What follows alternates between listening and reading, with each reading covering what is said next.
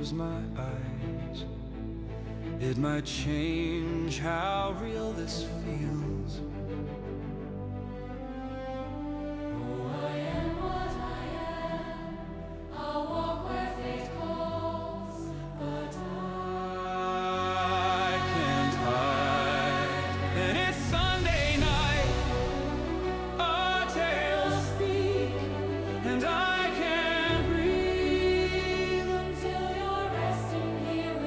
And I won't leave, and I can't hide. I cannot be until you're resting here with us.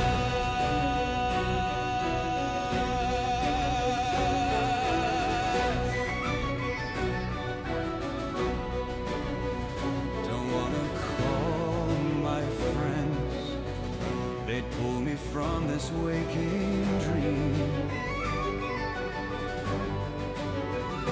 And I won't leave this map, risk forgetting what we've seen. Oh, I am what I am. I'll walk where fate calls, but I can't hide. And it's Sunday night, our tales speak, and I can't breathe until you're resting here with us. And I won't leave, and I can't hide. I cannot be until you're resting here. And it's Sunday night, our tales speak, and I can't breathe until you're resting here with us. And I won't leave, and I can't hide.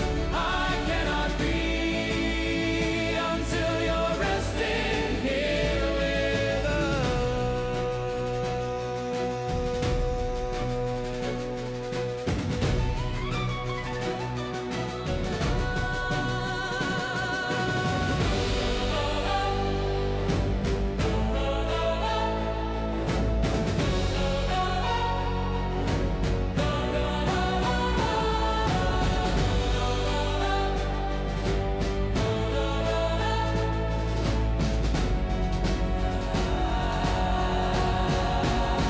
And when we meet, which I know we will, all that we were will be with us still. I'll let it pass and guard my tongue, and you will think that I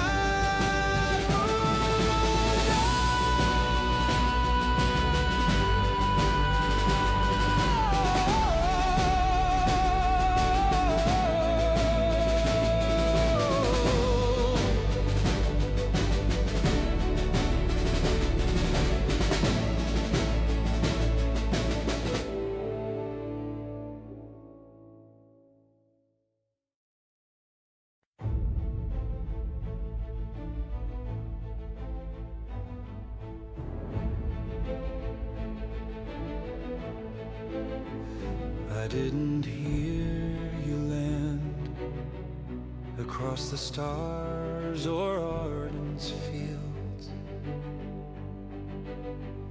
and I don't want to close my eyes. It might change how real this feels. oh, I am what I am. I'll walk where fate calls, but I can't hide.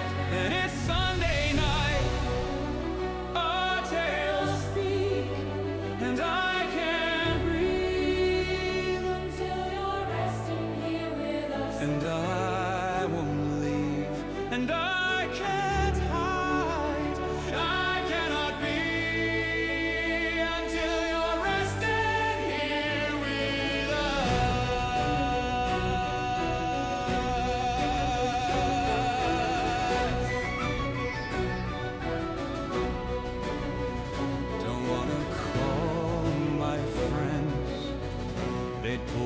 from this waking dream. And I won't leave this map, risk forgetting what we've seen. Oh, I am what I am.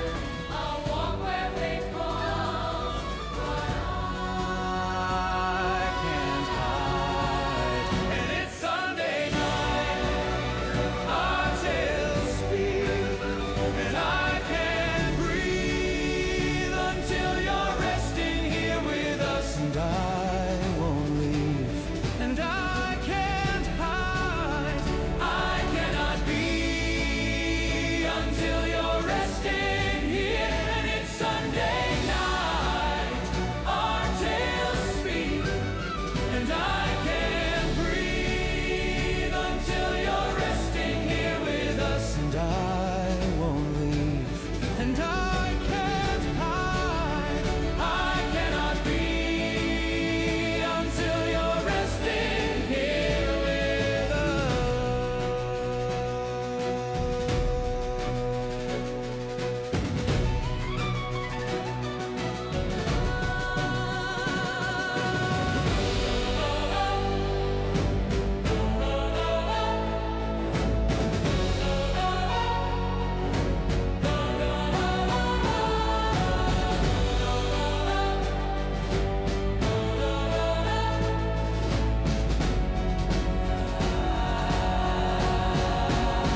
And when we meet, which I know we will, all that we were will be with us still. I'll let it pass and guard my tongue, and you will think that I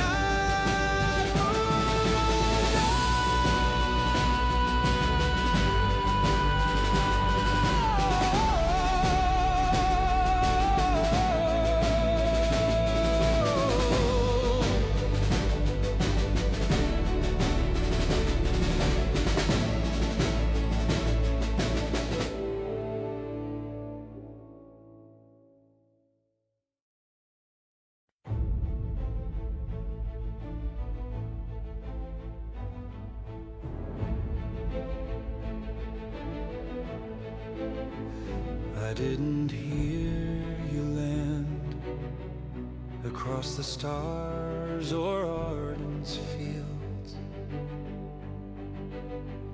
and I don't want to close my eyes. It might change how real this feels. oh, I am what I am.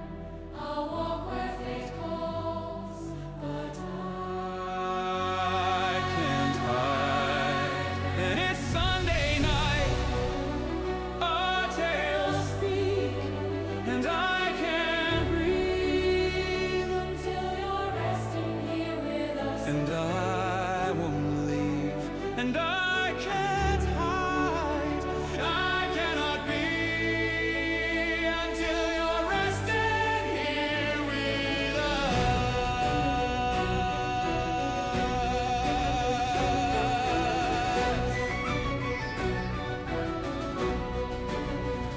Don't wanna call my friends, they'd pull me from this waking dream. And I won't leave this map, risk forgetting what we've seen. Oh, I am what I am. I'll walk where fate calls, but I can't hide. And it's Sunday night, our tales speak, and I can't breathe until you're resting here with us. And I won't leave, and I can't Got it. I cannot be until you're resting. Welcome to our 5th episode of Tomorrow Talk. Today I'm graced by the presence of Oola Tann, also known as Tonili Mairangi, as well as Ni-Ella Naam, also known as Rosemary. Thank you for joining me, guys. Hi. Hey, happy to be here. We will be discussing our part 2 of our Alderaan adventures. This second part really focused in on the adventure of Carek Mase, Oola Tann, and Ni-Ella Naam as they were going to go and investigate the ruins of a Jedi Listening Outpost tucked away within the mountains of the just not too far from the Jundark Pass. And as they entered the compound, they immediately were welcomed by the presence of Sith soldiers who are nestled at the heart of a large open chamber. And they had to kind of navigate their way through the chamber to the other side, which they did gracefully with the aid of Oola Naam. Geez, I'm mixing two names up. Oola Tann. And throughout their skirting stealth actions, they also got to a terminal, secured some information that was relatively important. But the more important information they would get is when they crossed the chamber into another corridor. There, they accessed another terminal. They got information about a potential attack upon the Jedi Temple back on Coruscant. And they continued down that corridor and were faced with a adversary that they've never faced before, a Sith. Her name was Lord Aegis, or others may want to just call her Lady Aegis, but the title, Lord, is very synonymous with the Sith, and conflict emerged. The sound of lightsabers hissing in this chamber were very prevalent. Ni-Ella took cover and would support her two Jedi companions from that cover. Carek was the first to drop down to 0 as he was the one that was pretty much solely targeted. And then Oola was then confronted with the Sith, but through some maneuvering and shifting, the Sith happened to fall back, cause her to stagger. Ni-Ella got a really good shot in, and the Sith was attempting to flee, and then Ni-Ella got another critical shot in that ended the combat. However, that wasn't really the end. The encounter did not finish with the fall of the Sith. In fact, they had 2 turns to get out of there, all 3 of them. But through decision making and the process of elimination, Oola decided that she was going to fall back and give her allies a chance to escape the room. As she did that, about 12 to 16 Imperial soldiers appeared. They appeared in the form of 4 minion groups, and they opened fire. And their only viable target was Oola Tann. And it was here that Oola Tann hit 0 HP. Ni-Ella and Carek had no choice but to continue their escape. They got to the ladder, and they started climbing. As they climbed, they looked behind themselves because they were in a glass tube, and they watched the last bit of life being stolen from Oola Tann as the soldiers surrounded her and literally blasted her into the ground. As they got to the surface, they were starting to head back towards their speeders, but they realized they can't do that. As they rounded the corner, they saw another Sith, Darth Vesperus, a figure that they've only seen one other time, back on Belkadan, when the Sith emerged from the unknown regions and reemerged into the Republic's domain, or therefore lack of, because the Sith would be relentless in their blitzkrieg attack against the known galaxy. Deciding it was best to avoid that conflict, they proceeded the opposite direction, which would take them to the Pantier Palace.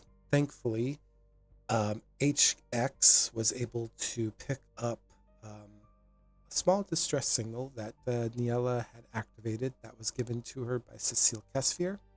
It was here that she signaled that they were heading towards the Pantier Palace. Of course, she didn't verbally say that. The communicator was more or less just an indicator of where they were. So HX got onto a shuttle supplied by House Organa, and the shuttle went and picked up the survivors of that encounter, which were Ni-Ella and Carek Mase. Once in the shuttle, they got back to House Organa, and that's where the bad news of Oola Tann's death or return to the Force, whichever you prefer, was disseminated. Suseel took it hard. She left to go think to herself. Carek and Ni-Ella were, well, distraught, and HX was busy making sure that the information that they did obtain was sent to the Republic promptly and quickly. Once this was handled and a little time passed, the representative from House Organa went out to go check on Suseel, and then after checking up on Suseel left that balcony and just started wandering House Organa. There, upon wandering House Organa, she came across an old face, a friend from her past named Callan. Here, Callan and her talked, and Callan offered her an offer that she couldn't resist. He offered her to come with him, to escape this life that she has found herself and the hardships that she had to endure, and Suseel accepted. She left a letter to the party members that remained, and she left House Organa with Callan. Back at the medical bay, Ni-Ella and Carek spoke a bit more, and Carek then took the moment to go and contact his master. A little conversation happened there. Of course, in the moment, his master's words seemed a bit insensitive, but Jedi, as Jedi are, tried to make it not about the attachment, but rather about the lesson, and Carek, at the time, perhaps didn't want to hear that. But after some exchange of words and Carek was finished the conversation, he ended the communications, and he went back to the medical bay.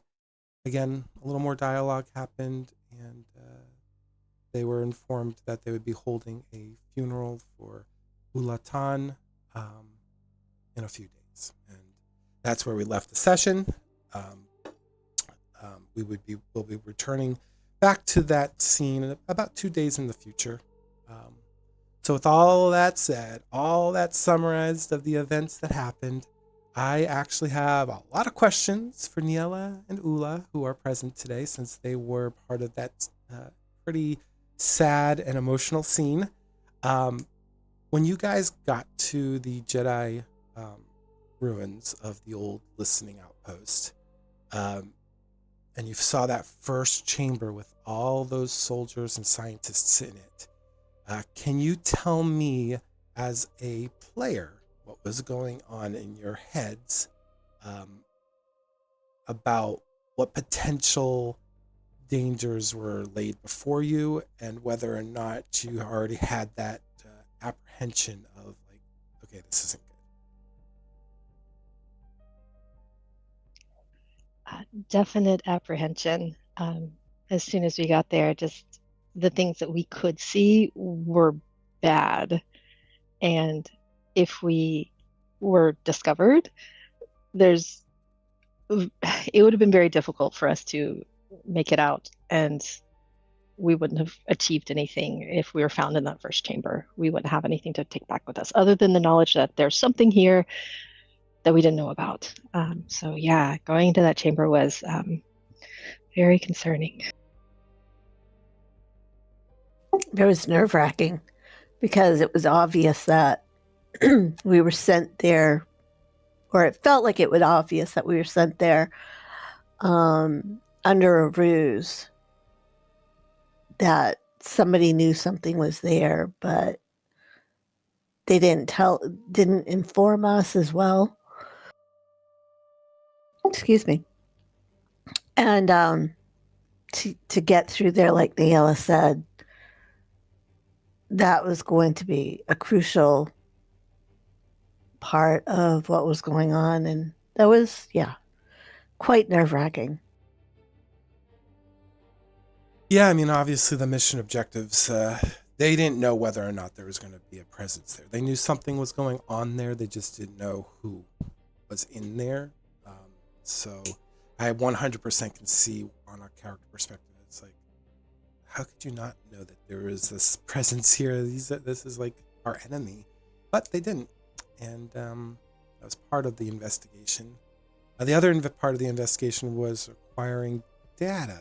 And when you guys got to that first computer and you got that information about divergences and the currents of the force and things like that, well, how were you trying to make heads and tails of that information, as maybe from your character's perspective, and then as a player, did you know what I was talking about?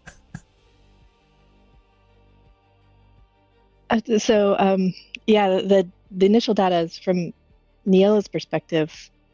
This is something really important that we need to make sure both the Republic and the Jedi know about. But she understood just the very basics, like of it had to do with the Force, and that's about it. So she was very focused on just getting the information she could, and hopefully getting out of there, and finding someone who would be able to interpret it. Me as a person, I remember the stories as well, but I don't remember convergence, like what that means. So that's not something I know offhand. For Oola, the minute she heard both Bogan and Ashla spoken, she knew that it had to do, obviously, with the Force. But she did not know what convergences were either. She's a young knight, so that was a lesson that she was going to look forward to, or so she thought. Me as a person, I did know what the convergence was, but at the time, at the moment, it kind of like slipped my mind, like many things do. But it was fun to speculate on as a character. Yeah, for anyone that's watching, and it's like, what's a divergence? Well, a force divergence is a part of the force that's either it's like a wound almost within the force, or it could be like a really powerful place within the force that is born from some sort of event that happened in the past. For example, the Jedi Temple on Coruscant literally was built on a dark side convergence. It's literally built there to, I guess, sort of fight against it in some ways. It's a very strange bit of lore about the Jedi Temple on Coruscant, but yep, it's built on a dark side nexus, convergence or divergence, however you wish to classify it, but it's there.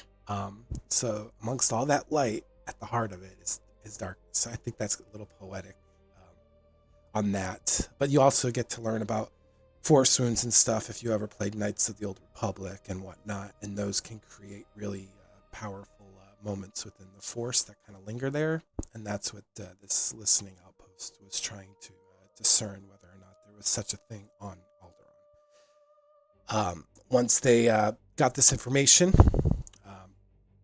moving on, they moved on from the computer console, and they proceeded to sneak and stealth their way to the other side.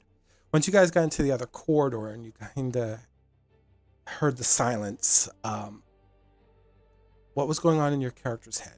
First, before you guys even got to that other corridor, you actually had a glimpse of Darth Vesperus for the first time in this event. He came in with royal guards, Sith soldiers dressed in red armor. They had capes and pikes, and they seemed to be getting information from the scientists in that area, and then they left promptly. Once they left, the entrance that you guys had entered through was sealed, which pushed you into the corridor that you guys advanced into.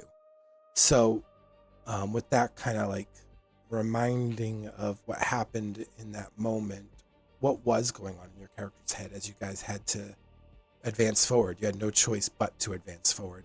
And were things starting to get more intense for your character as silence and very unsettling silence kind of befell you as you got further and further away from that primary chamber? Yeah, definitely after the entrance was sealed, and we'd already seen Lord Aegis go down that corridor. Having to enter that corridor was was another level for Ni-Ella, because it's a straight corridor. There's no place to hide. If someone comes in from the room we just left, or someone's coming up the corridor from whatever's below us, we would just be caught in the middle. So that just seems super dangerous. And just the faster we could get through the corridor, not knowing what's ahead yet, but knowing that where we are isn't a good place to be. That's kind of where her mind was at that point. Yeah, Oola was very concerned because after seeing Lord Vesperus and his guards, she knew that they were going to be up against something even worse than just the soldiers that they had seen and Lord Aegis, whom they didn't really know who she was at the time or where she was going. So the thoughts, like Ni-Ella said, of meeting up with anybody in that corridor just brought everything to, as Ni-Ella said, another level of nerve-wracking. And as a Jedi, it was the tug and the feel of the negative forces around were things that she had to put out of her mind to get everybody through, or at least that's how she felt. Yeah, and you guys, in that same corridor, as you're kind of dealing with those emotional states, you also came across another terminal in that corridor. And once you guys got through that terminal, without HX this time, because HX is your go-to guy usually to handle the computer stuff, Ni-Ella had to step up. Thankfully, she's got that 5 intelligence score, so that makes the matter at least not as intimidating. You guys did get a image of the Coruscant Temple. You also got a command code on the bottom of that image. And what you guys discerned in that moment is that the temple on Coruscant looks like that it might be being targeted. Potentially, whether it's through attack or maybe subterfuge, it's hard to tell. But either way, it's on a Sith console, and whatever its purpose or whatever the intent of the Sith are for the Jedi Temple can't be good. Obviously, they're Sith.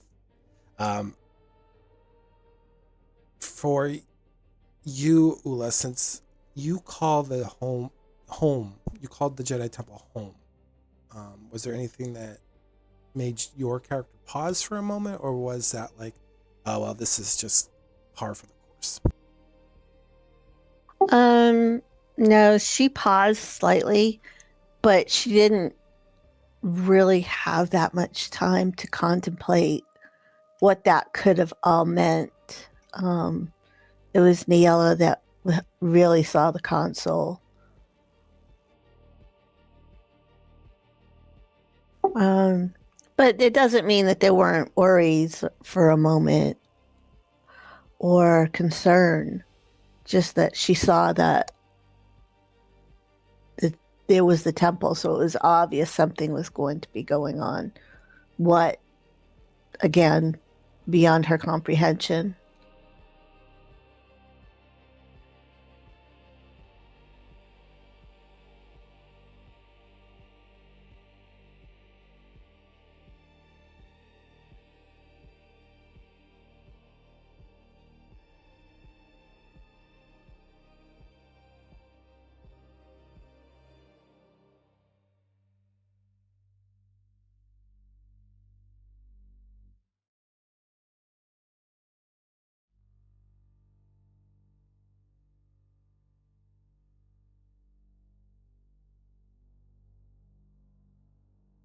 Yeah, so that's good to know there, Ula, especially on my end.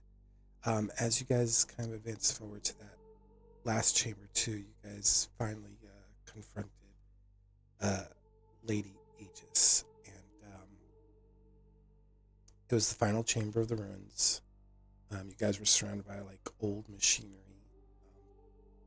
Kind of had that low buildup of like the electronics stirring and whatnot. Um, and it was in that moment you guys also, for the first time ever, got to see, um, well, your first like Sith in close proximity that was going to literally be, well, you guys are going to literally be squared up against. And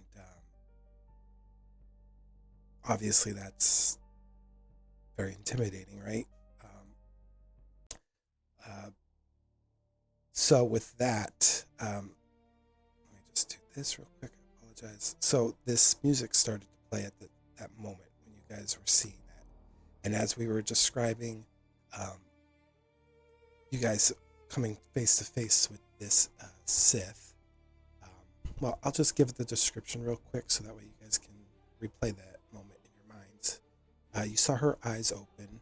They were predatory, jaundiced yellow, locked onto you with an unblinking malice. In one fluid motion, she drops from the platform and lands between you and the humming computer. The impact sends dust spiraling from broken crates and dormant drilling rigs, the echoes rolling down the vaulted corridor.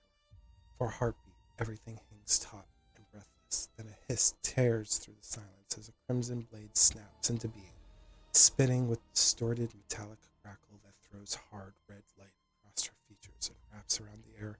The air wraps around her. When she speaks, the sound is low and honeyed, all venom beneath velvet. I felt your presence in the Force some time ago, she purred, amused and cool. I dismissed it. After all, why would Jedi come to Alderaan, the Republic's precious jewel of peace? And then she tilted her head towards you guys. Her yellow eyes were glittering with malice. Tell me then, perhaps you will be kind enough to provide the names of my would-be adversaries. It is only polite before I decide which of you dies first. Hearing her statement now must feel like it was foreshadowing the events to come very shortly thereafter.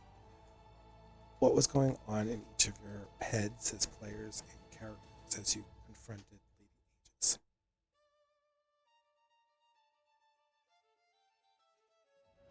Well, from Ni-Ella's perspective, uh, this is not something she's ever seen before. So seeing this Sith Lord with the lightsaber and the eyes and the way she's talking to them, it's like she doesn't know what to expect. She has no idea what's coming in the fight ahead, but she knows it's going to be bad.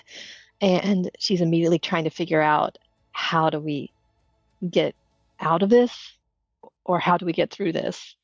Um, but yeah, she's terrified is a good word, but it's not. It wasn't overwhelming to her. It was just like, they have so much information. They have the information from the terminal, the information about the attack, um, and there's just this drive. We have to get this information out somehow. And then as a person, I'm thinking about all the conversations that we had, outside of our tabletop game about what was coming and how dangerous it was and how we might not all survive. So that's what I'm thinking as we're going into this fight.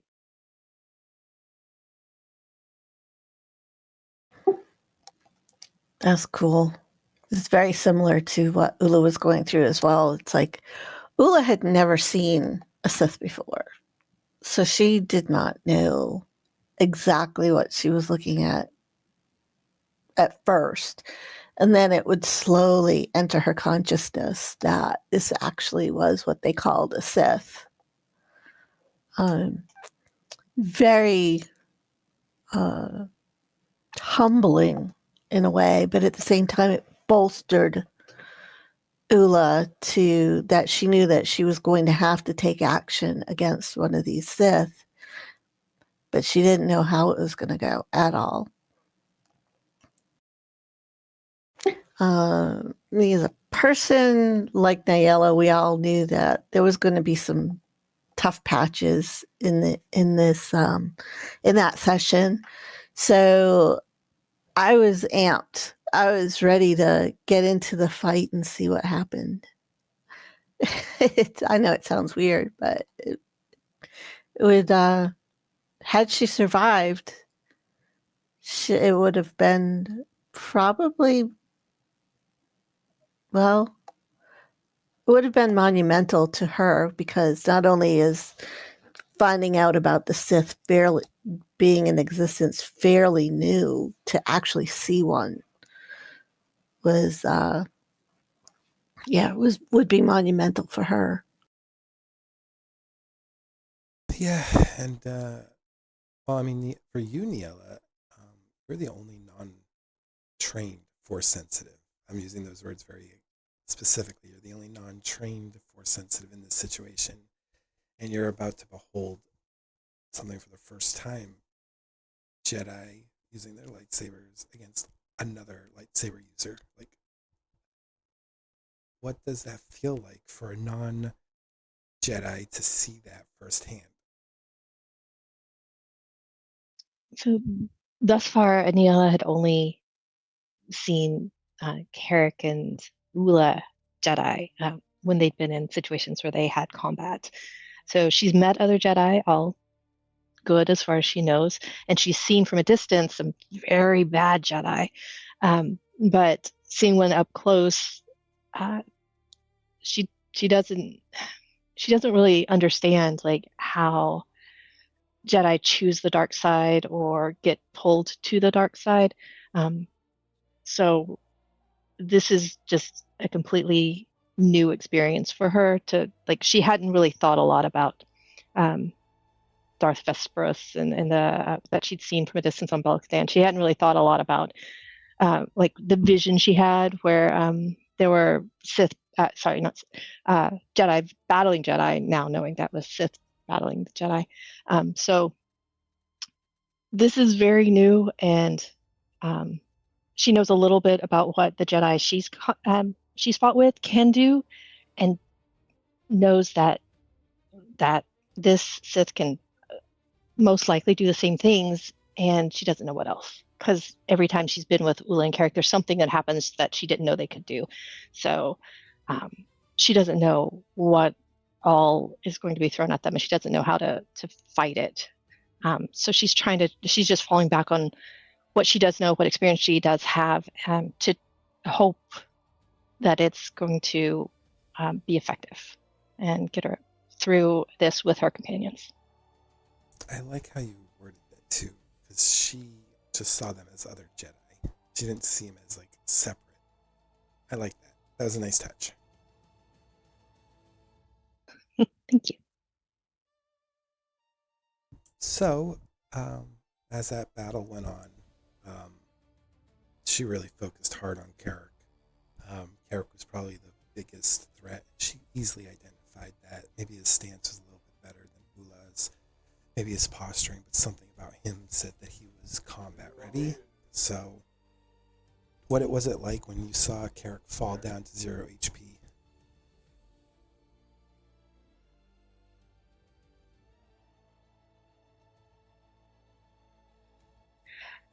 Oh, for Ni-Ella, it happens so quickly. I think she attacked Carek in like it took 3 of her attacks and he was down.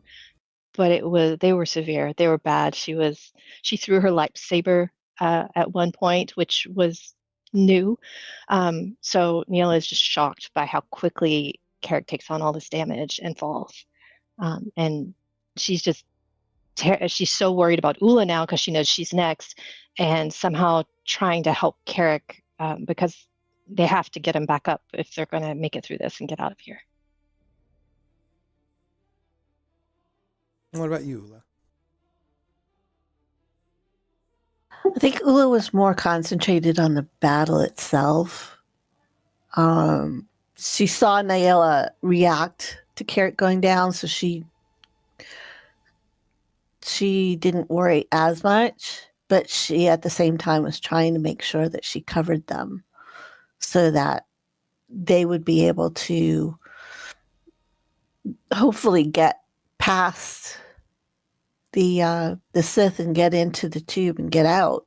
But she, like I said, she was more concentrated on, her focus was on the Sith itself, making sure that she drew the attention.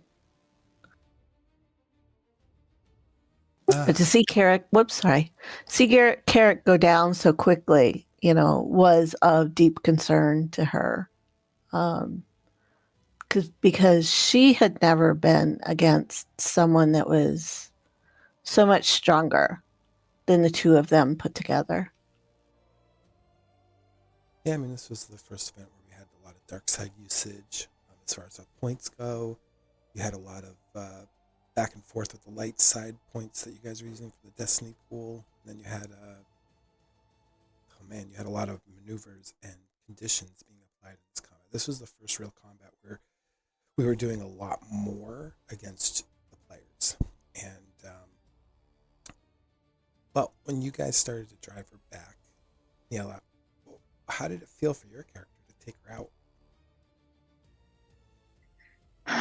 Well, I think when she starts to fall back, and they can tell like the strain is just added up. Ni-Ella is focused still on getting out of there with her companions as quickly as possible. And at this point, she knows also the holocron that was stolen. She doesn't really understand how important it is, but she knows it's important. And to see this Sith trying to get away with the holocron, knowing that if she does get away, they're going to see her again. She just has this feeling it will come back to haunt them if she can get away. So she's just doing everything she can to prevent that from happening, to prevent her from stealing the holocron and from escaping. To who knows, that could like keep them from getting out if she gets out and traps them here. I mean, she's just focused on that moment. So the consequences and ramifications of taking out the Sith aren't really top of mind, but she'll have time to think about that later. Oh yeah, I forgot about the holocron that you guys found, that she literally force pulled into her hands as Carek was trying to give it to you for safety. That was also like a she's trained moment.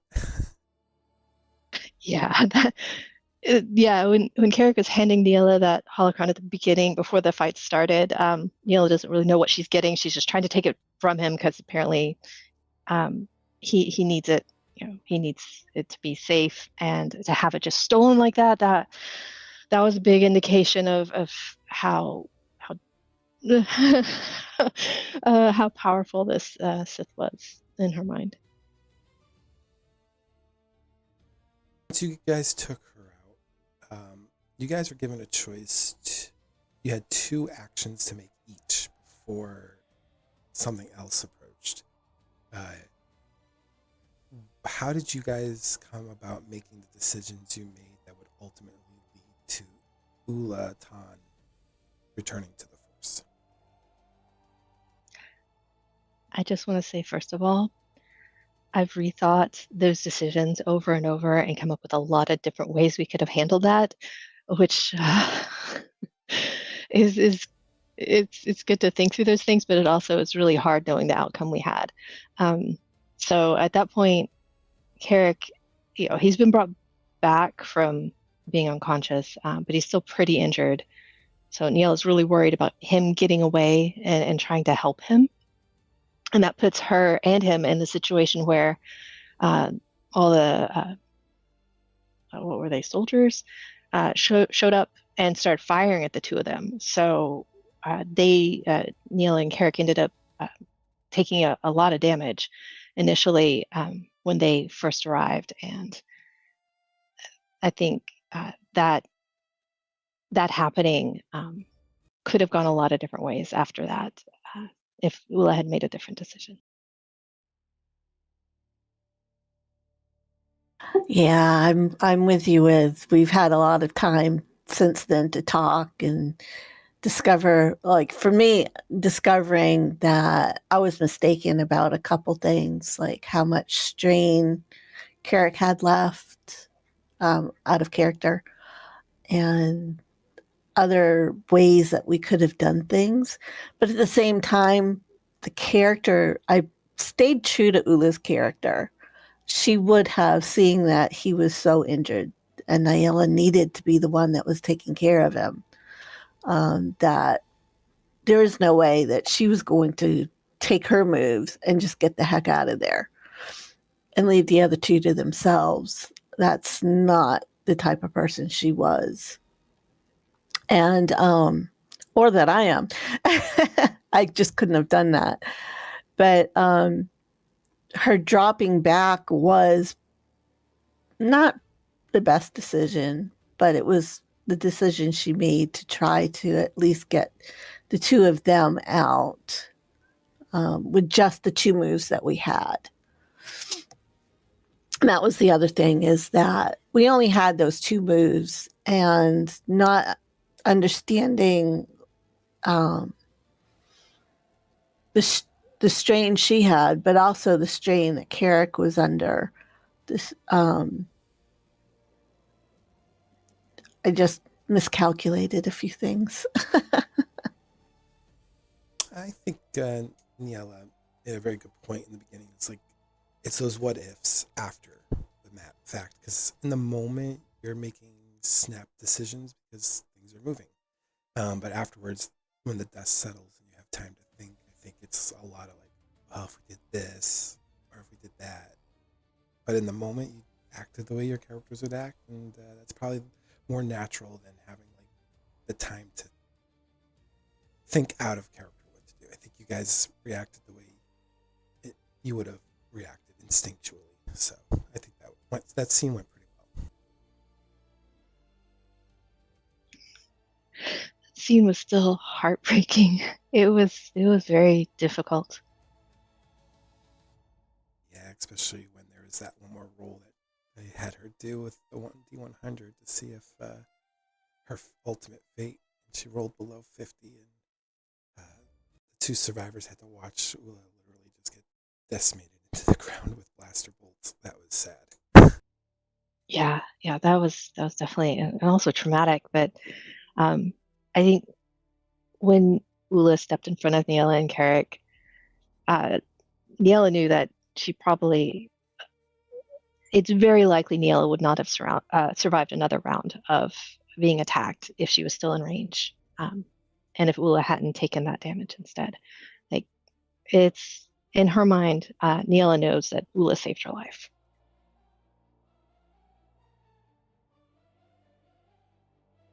Oh, what was your character's last thoughts there, Oola, as her life came to an end, and what was your out of character thoughts of that moment?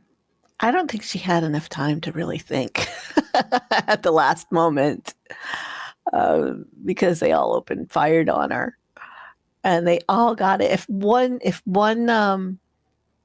group had not shot at her, she would have survived, or not shot, but had not been successful. She would have survived, but she didn't.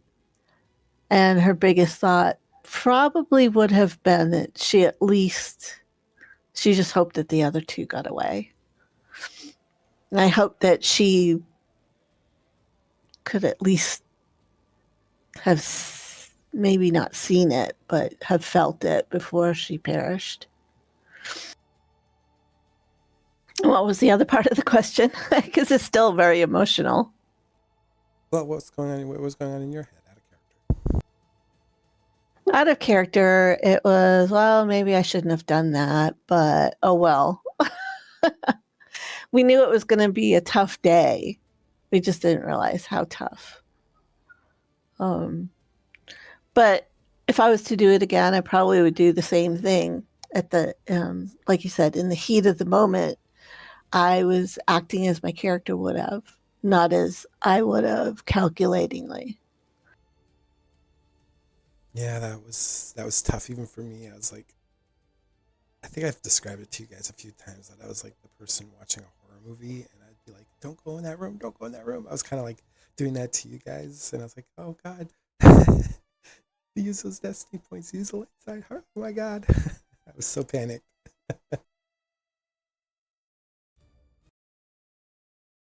I think the moment I had Oola step between the guards and Ni-Ella and Carek, in my brain, I did that first, and then my brain, for me, kicked in and said, "Uh-oh, I shouldn't have done that."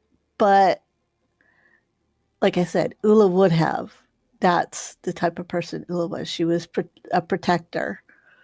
And that's at that point, that was the only thing she knew to do to get them out of there safely.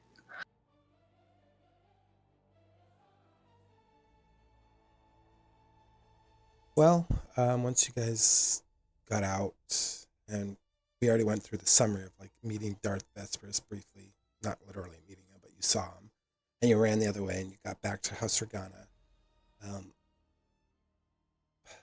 what was going on in Ni-Ella's head as she laid there on the medical bed with Carek in the room with her? Because obviously the cat in the room was Carek, right? Because they had this huge history between each other, Oola and Carek. So what was going on in your character's head in that moment, Ni-Ella, when you were like dealing with your own emotions, but then you also had this back, like subconscious, well, maybe not even subconscious, you had a realization like Carek lost maybe like a sister in some ways. I think initially, when Neil wakes up and she's in the medical bay, and she doesn't at first realize that Suseel and Carek are there. Um, the the trauma of how Oola died was the first thing that came to her, because she's familiar with death, she's familiar with grief, but not like that. And that was it. It was just, she didn't know how to handle it. But when Carrick spoke up, uh, it it shifted. It shifted her perspective, because she realized she has no idea how hard this is hitting him, but it's got to be devastating. And when he starts blaming himself, she gets immediately concerned with him, and where that would lead him to, what that would lead him to do. She doesn't really understand like light side, dark side, the Jedi consequences of that, but more just as a person, um, where that could take him. And those places could be very dark. So she was very worried about him when she saw him. Yeah, and kind of she might have had a little, maybe a little bit of an idea, because remember she did talk to Master Vermori about how one's emotions can affect them when they're force sensitive. Remember back on Coruscant. Um, but I think it's also valid too to say like that conversation with the Master at that time probably wasn't on the forefront of your mind. Yeah, that's fair to say.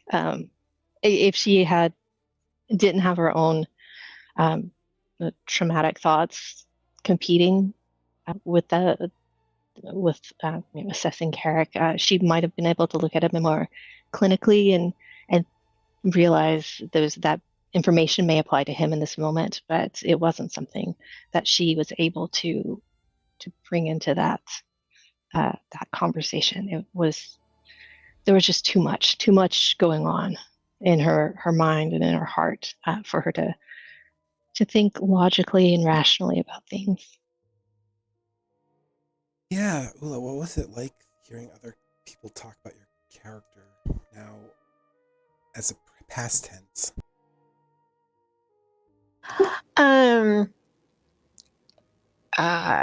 It's emotional, more emotional than I thought it would be. Makes me smile because they remember her fondly, as a protector, as a caring person, and what she did. But at the same time, it makes me cry. I still get weepy because of how it affected the other characters. How it's affecting them emotionally, mentally. Yeah, that's gotta. I mean, how many sessions was it, Ni-Ella? You said like 16, 17, something like that. That was the 15th session with Star Wars, plus the session 0, so 16. Yeah, so you've had a long time with that character. You have to think if you did 2 sessions a month. I think there was actually a couple months where it was one session at first, and then there was a month I don't think we did it at all. That's a long time to sit with a character. I think it was like March was our first session. As long as I've sat with any of my characters in a tabletop session type thing, yeah. But that wasn't the only player you guys lost in this session. You lost Suseel too. So when you guys were observing Suseel's scenes with her talking to House Organa's representative and then to Kaylin, before it was decided that she would actually leave with him, when did you guys come to the conclusion that she's also going to be gone, if it came at all? The whole time, even listening, like definitely not when she was talking to the representative from Organa States, but even when she was talking to Callan, because we don't really know Callan or their interaction, what sort of relationship they have. But even then, I was still rooting for Suseel to stay with us. I really didn't think she was going to leave until she said she was leaving, and I was like, did she really say that? Oh my god! Yeah, I didn't expect it at all. And I was being the observer, of course, not as a character, but I actually expected it. I knew how much out of character Suseel had been going back and forth with a couple things. And then the minute Carek came into the scene, I'm like, ooh, when he said to leave, part of me hoped that she would say no, but I had a feeling she would go with him. Yeah, you guys saw me make a roll, and I had to determine whether or not Kaylin would make it into that scene. The reason I rolled for that is because I knew Kaylin would be probably a deciding factor for Suseel, because a little bit of foreshadowing happened in one of our earlier sessions back at the temple where you guys were all having those individual visions. One of Suseel's visions was Callan asking Suseel to come with him, and she decided at that point that she wasn't going to. And I knew if he asked that in a more present situation, considering everything you guys have been through, there was a very good possibility that she was going to take it this time, and she did. So, Well, at least she's still alive. yeah, she sat there, probably going to Corellia to spend her domestic life with Callan. Yeah, Cecile wrote us all this. I received a really Ni-Ella received a really lovely letter from Cecile, and so she's very much focused on the fact that Cecile is alive, like Oola said, or you both said, and um, in her mind, she's just hoping that Cecile's happy and that she's safe, and that wherever she's going, she doesn't have to deal with any of this. That she doesn't have to deal with the Sith or politics or anything. the only thing Ni-Ella regrets is that she didn't get to say goodbye in person. What about you, Oola? Oh, that's right. You didn't have any stake in this anymore. But Oola, Exactly. Oola will be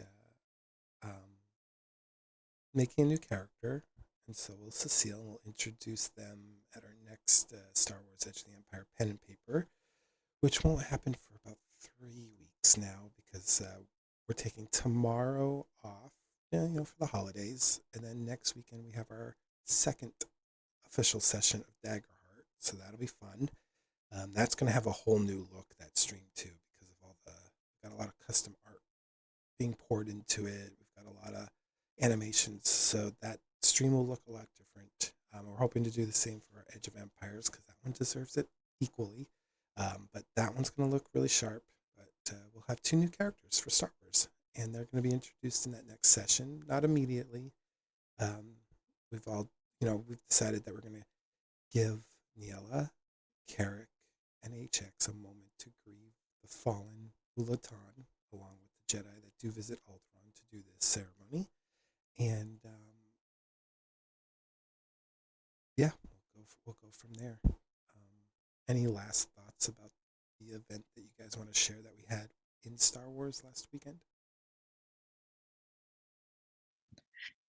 I just want to emphasize, I think something Oola already said is it was just very emotional. This is the longest, this is really my first major campaign on pen and paper, and so I've not had to deal with, handle, emotionally respond to a death of a character, and it hit me a lot harder than I expected. And like I was writing up something for Oola, just letting her know how Ni-Ella's grieving for her on Alderaan, and it was really hard to write. It just kept I kept tearing up because we get so attached to these characters and their relationships with one another, and so that was really hard. It was, but it was also really good because I feel like the story was, like you said, really true to the characters, and although it's so sad, I think it was a very good story. I'm with Ni-Ella on that. Very emotional, but very apropos. Yeah, loss in pen and paper is a thing, just like any other emotion in real life. So I'm glad you got to experience that with people that are also like to tell those kind of narratives and stories, but also respectful to each and everybody's individual feelings on that matter. So I think that's good, and we all know the limits of each other, so that's also a positive thing. So, but hey, maybe you'll get revenge. Maybe that's the second half of our story. Revenge for Oola Tann. I think too what makes it doubly emotional also is that those involved, we tend to do a lot of things together, not just our pen and paper, but we also game together. In other games, we are on Discord together quite often. So I think that also added to the emotional level.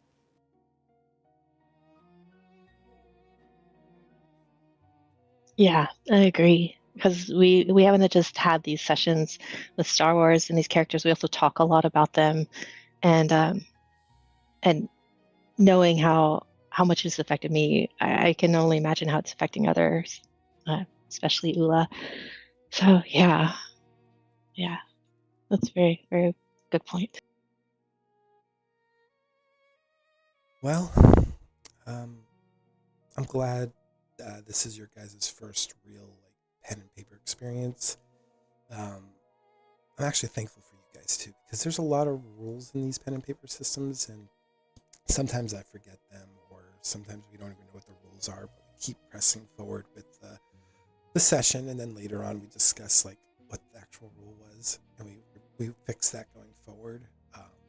Because I think Ni-Ella and I actually had a really long conversation about healing the other day. So it's neat that we can understand hey, yeah, the rules are important, but we got to keep the scene going. Got to keep the action of the moment going, and we'll worry about the rules later. And that's one thing I really appreciate about the group is that you guys don't pressure the rule mongering, because that would really slow things down and probably not make this as fun. So I appreciate that from you guys as players. I appreciate that a great deal.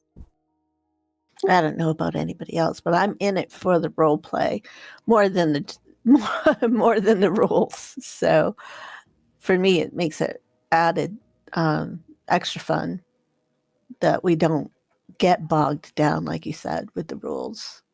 We follow them where we can, but we're not ultra sticklers. Yeah, I agree. I think we do a good job of like helping each other or correcting, like if something's not technically not working right, but don't focus on it to the point where we lose the story or whatever thread we were on. Because if we get definitely if we get too bogged down in it, it would be difficult to get back to the place where our character, the mindset of our characters, and where we were going with whatever the situation was when that happened. So yeah, I think we have a good balance. Yeah, That's the word I had in my mind too, is the balance is there between the fun and the rules. well, you can also tell the more that we understand the rules, the harder this is getting too for you guys as players, which is good. But I think that's a good thing.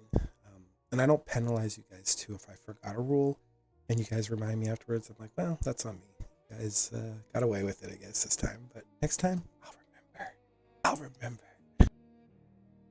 And he does. No, you gotta be careful about giving the Healy too much power. Yeah, using those dark side points this time was, you could tell the difference, I guess, when you're utilizing the system as intended. The threat level is there for sure, obviously. Yeah, I was very glad for the light side points, because I think with the Sith Lord, the difficulty of trying to land a hit on her was increased. So being able to decrease that difficulty with a light side point was very helpful. Yeah, that adversary trait that certain rivals and nemesises get is brutal, because I think it can go up to adversary 4, which you can imagine that increases the difficulty by 4 more, which is beyond what normal difficulty is. So you can imagine, like, it's important to try to minimize that as best as you can, whether you're using skills or trying to take advantage of situations. You want to minimize that, and that light side pool is a very important thing to use to your advantage. And you can tell even when you have max skills, if you don't have the gear to soak up damage and stuff, it doesn't matter how high your skills are, you could still fall. So pretty well balanced system if you really think about it. Like, a lot of you guys have so many skills in, like, intelligence, for example, right? But you can still fail those rolls with 2 difficulty even. It's remarkable, like, how that works sometimes, but it happens. And as we're getting through combat, I'm like, man, I'm never going to be able to, like, hurt you guys because you guys all got the stats. But then when we actually get into the weeds of things, I'm like, oh, nope, that's right. They only can soak so much, and with lightsabers, they can't even soak that damage. And without armor, it's like they don't have increased difficulty themselves. So combat's very dangerous still for you guys, even after, 15 sessions, you said? It's still very dangerous, even with your high skill caps. So. Very much so. We definitely need that armor. Oh, and during the fight, like the skills of the Sith, like I expected the parry, because I've seen Carek use parry to negate some damage. I didn't expect the reflect or deflect from blaster fire, so that was new too. So yeah, just learning all these things, these new things, just how much more difficult the world is. It's a lot of fun, but it's also crazy. Yeah, and like the force power usage, like I think he even made Oola skip a turn. Like, she was like, "Yeah, you're gonna be frightened of me for a moment." Yep. So that didn't help the whole decision thing either. Yeah, she was your first enemy, I think, that really like pushed the attack and was unrelenting. Like she focused down your strongest ally in that situation. And then she was, yeah, Ni-Ella's right. She would have went for you, Oola, and then she would have went for Ni-Ella. And I can't even imagine being in Ni-Ella's shoes in that moment, thinking, oh my god, Carek just fell. If Oola falls, I'm next. Oh my god, that is terrifying. That's what I was hoping to avoid, is Ni-Ella ever having to worry about that. I think in her mind at that point, she's not yet thinking of herself. Like when Carek was down, she was thinking of Oola and getting Carek back up and hopefully being able to help Oola. She hadn't gotten to herself yet because just thinking about that would have made it very difficult for her to consider the actions she needed to take and to just remain focused in the fight. That's fair. And you're a trained medic. It's not like you haven't seen combat before, even though seeing a Sith for the first time up close, that could be intimidating with a red blade, like even a red lightsaber. None of you have really seen a red lightsaber. Not like that. Not that close, at least. So, that's scary too. But it is fun to think, like, man, a non-force sensitive in that moment. Like, yeah, she might have pushed through it, but I can imagine if it was me in real life, right? I would probably have nightmares of that for a while. Especially with a friend dying. Like, yeah, I can't imagine that would be something easy to move on from. Yeah, and it's funny you mentioned that because the night after that session, me as a person, I woke up a few times thinking about what had happened. It was definitely very present, even though this is pen and paper and characters that we've created. Yeah, it's cool that you can get into like the headspace of Star Wars in a different way. Like when you're watching a movie, you can think about it for a few hours after you watch the movie for the first time, but then you move on, right? But when you're in the universe as a character you built, you're basically the actor in the movie scenes. It's a little more personal.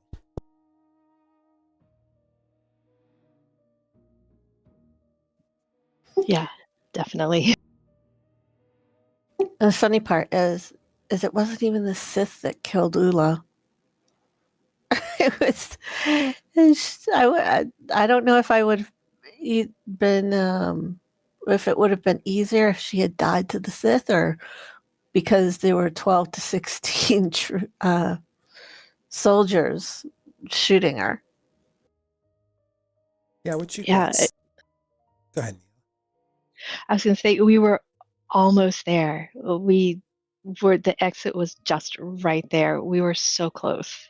It was that was one of the harder parts of it too. Yeah. But for me, the hardest part for me was when the troops all open fired, even though she was down. And it's like, they made mincemeat out of her. That was hard for me to describe because I felt like that was like a pretty dark thing to describe, especially when you had two people looking behind them through this glass, watching you. Just they couldn't even see you. All they could see is a silhouette of like maybe your shadow being displayed as the red light of the blaster bolts were slamming into. That must have been terrifying to watch. That was a brutal description. I didn't expect the brutality of it. It was very well done, but oh wow, that was a lot. It was very hard. But it also gave you a truth in the moment too. If you had surrendered, you probably wouldn't have lived. Yeah, 100%. And also, if we hadn't seen that, there would have been the not knowing if Oola was still out there and the desire to find her, even though that might not be something we would be able to do and it might risk other things. If you guys decided to go on this huge adventure because you didn't know the undetermined fate of Oola, then that would have been on you guys as players, and that would have other adventure you guys would have embarked upon. Who knows what kind of trouble you guys would have ended up in. Yeah, and I knowing what I do know of Carek's character, I believe that if he didn't know Oola had died, he would have done anything he could to find her. Well, then I guess in some ways it's good that there was a conclusion to it. A sad conclusion, but, you know, it was a narrative conclusion. Yeah. Yes. It's a good way to put it. I think it's easier on me too that there was a conclusion. I still get to see Suseel somewhere down the road, maybe. So that'll be fun. Though it'll be more NPC driven than anything. So that'll be fun. Hopefully you'll get a chance to meet Suseel again. Yeah, that would be neat. But I am really looking forward to the new characters that we'll be meeting at the next session. Both Tony's and Cersei's character, I think it's going to be really interesting to see how that group comes together. Yeah, we got some new systems that we're going to implement too to really play up the theme of the war. So that'll be good too. Oh boy. No, that'll be fun. More player-driven stuff. Lots of exciting new things. Look forward to. Yeah, you guys are switching over to the duty system, which would be great. Then you'll get rewarded from the Republic a little bit better than you have been, which I think will be nice. Because I never could figure out, like, how am I gonna, like, yeah, sure, they deposit money in your account. That just doesn't seem right. But at least now we have a measurable way to calculate your contributions to the Republic. So that'll be nice. It's going to be very interesting not playing a Jedi for a change. I almost always play a Jedi with these kind of things. Yeah, but in other ways, it's going to be more interesting because there's actually going to be some pairing going on up in your next party format because you're all going to be more aligned to who you're allied with. So you'll actually have more than half the party allied to the Republic officially, finally, and then you'll actually have the other side officially allied with the Jedi. So it'll be a little bit more like when you guys are on objectives, they're going to align a lot better now because there's not a lot of like conflicting directions. Like your characters have found their place in this war. I feel like this is what the next chapter is bringing: is you found your place. You know what the stakes are because you've seen it firsthand what the stakes are. So I think that's a cool way to go into the second half of this campaign. So you had this journey of kind of like meeting each other randomly. You were trying to survive from Belkadan. You were literally on the run all the way up till you got to Coruscant again. Then Alderaan was your first real mission back with the Republic, and you got to see what good and evil was really like. You saw how Sergana was genuinely really good people, but then you saw on the other side, you saw the Sith, who were really not very nice people. Their government certainly doesn't have any care for your lives. And then you also got to see on the political side, like, there are bad people not outside the Sith too that are trying to make life hard for everybody. And you guys got to see all of that. So the next leg is in this journey that you guys taking is you've put down your flags, and because you know if you don't do something now, this could be everywhere in the galaxy, not just half of the galaxy. It could be a whole galaxy if you don't do your parts. So Yeah, absolutely. I mean, it's already on Alderaan and with an attack planned on Coruscant. I mean, it's way more widespread than we had thought. So, a lot of work to do. yeah, and with Alderaan, it's not even like officially recognized as Sith are on there, except for your guys' account. But it's not like they've taken over Alderaan yet, but they're certainly up to no good. and you know what's going to be planned for the temple. So yeah, there's a lot of stuff coming down the pipeline. So it'll be cool. Well, any final thoughts before we wrap up our tomorrow talk today? I just want to say that it was good to talk through all this. That last session was it's a lot, so I've really appreciated being able to talk it through with everyone that's been involved. And with Ni-Ella on that, I think it's been very helpful in so many different ways to be able to talk it all out and share with others what happened, but now to look forward to what's coming. That's going to be exciting. I agree. I'm looking forward to it. As am I. Well, thanks to Oola and Ni-Ella for joining me today. Suseel is actually in the process of moving, so our co-host couldn't be here today, but she's here in spirit and in text, so we appreciate her filling our chat with much love. Our next session will be on Sunday, the 7th of December, and we will be doing our second session of Daggerheart. Well, until then, I hope the force is with you all, and we'll chat later. Have a great day, guys.